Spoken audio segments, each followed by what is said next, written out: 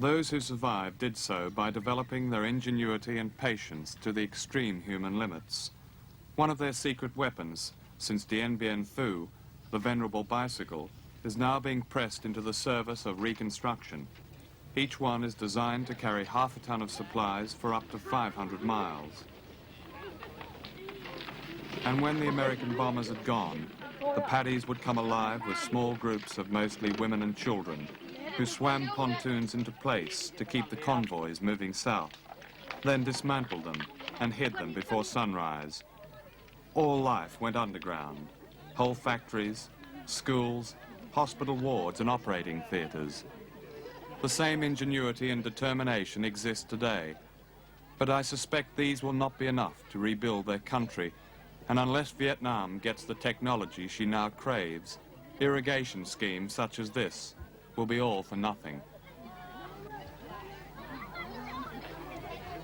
To the west is the Ho Chi Minh Trail, a road to victory they called it, though victory is a word not much heard in North Vietnam today, as its memory is chastened by an unexpectedly brutal normality.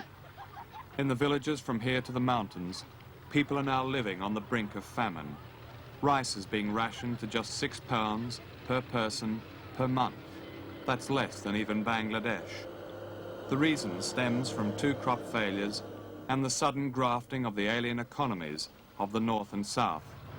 The Vietnamese reckon that unless 10 million people are moved from the cities back to the countryside, the normality of Vietnam will simply change from one of war to starvation.